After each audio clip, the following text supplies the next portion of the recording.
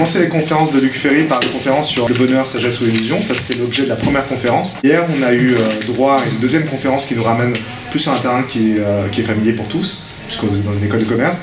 C'est sur l'économie, les paradoxes de l'économie du bonheur. Et vous qui avez pu assister à cette conférence, je vais vous donner la parole. Qu'est-ce que tu as retenu de cette conférence hier? Il a souligné les avantages de la société capitaliste, tous les côtés et les bienfaits que ça apporte à la population, notamment l'élévation du niveau de vie. Ouais. Et l'allongement d'espérance de vie, ce qui rendrait les gens plus heureux et leur apporterait du bonheur, mais ce n'est pas forcément vrai, car selon les classements des pays les plus heureux, la France figure seulement avant-dernière. Il y a aussi une critique de la société capitaliste, de ce qu'elle engendre, de points négatifs et qui font qu'elle limite cet accès au bonheur. Luc Ferry a parlé hier de Esterline. Je pense qu'il avait une façon d'exposer les choses qui était assez intéressante en parlant en fait des 3 grands obstacles au bonheur et à son accès notamment dans la société capitaliste qui étaient au final des espèces de passions humaines avec lesquelles on ne pourra jamais se battre, que sont notamment la jalousie et le fait que quel que soit notre niveau de vie et quels que soient les accès qu'on a à la richesse et à nos différents outils de bonheur simples qui sont matériels au final, on s'en contentera jamais parce qu'on aura toujours quelqu'un autour de nous qui aura plus, on aura toujours quelque chose à envier quelque part et que c'est un de nos premiers obstacles pour le bonheur. Un autre axe qu'il a utilisé c'était sur l'adaptabilité de l'être humain. Si on a accès à ce bonheur-là, qu'on a accès à de la richesse, c'est très bien, ça va nous rendre heureux. Tout ce qu'on a, tout ce qu'on va accumuler, on va très vite y faire, très vite s'y habituer.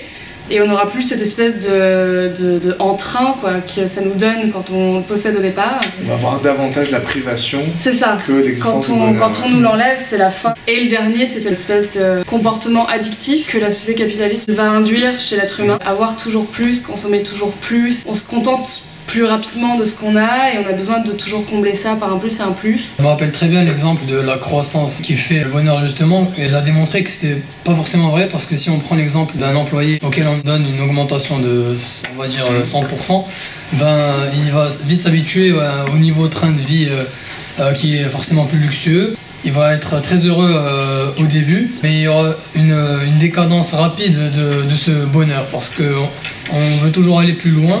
Et il y a aussi cette relation à la société qui est un petit peu frustrante. On est jaloux de l'autre, et on veut toujours avoir ce que l'autre possède. Le prix Nobel d'économie 2015 a établi que le salaire idéal pour être heureux, c'était 5 500 € par mois. Si vous gagnez moins de 5 500 €, toute amélioration salariale vous rendra plus heureux. C'est-à-dire que tous les bienfaits procurés par cet argent supplémentaire sera supérieur aux inconvénients de gagner plus, d'avoir plus de responsabilités. Au-delà de 5 500 €, la courbe s'inverse.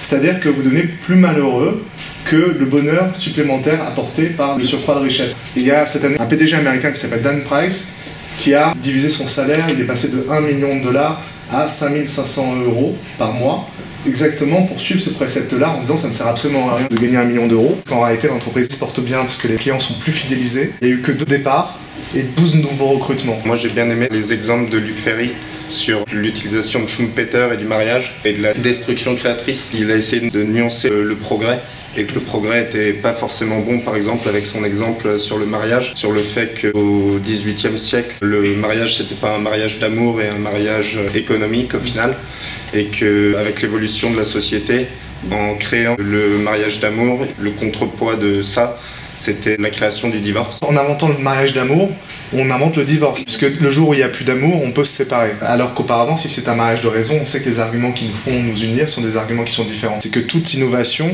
provoque des destructions, que ce soit sociales, technologiques, et des technologies qui deviennent complètement périmées, des gens qui se retrouvent sans emploi et qui doivent se reconvertir. Donc il y a un mouvement qui va contre la tradition, c'est le progrès, l'innovation, qui fait du mal à nos coutumes ou nos mœurs, mais c'est un mouvement. D'un côté, alors il y a les passéistes, ceux qui disent c'était mieux avant, il y a ceux qui sont toujours du côté du progrès, mais c'est 2 positions qui sont simplistes. Ces 2 mouvements cohabitent toujours. De la même façon qu'on peut jamais séparer le bien du mal, c'est la vision tragique de l'existence, les 2 choses existent. Si on cherche l'amour, on peut souffrir du manque d'amour et du désamour aussi. Ces 2 mouvements, il n'y a pas d'équilibre parfait.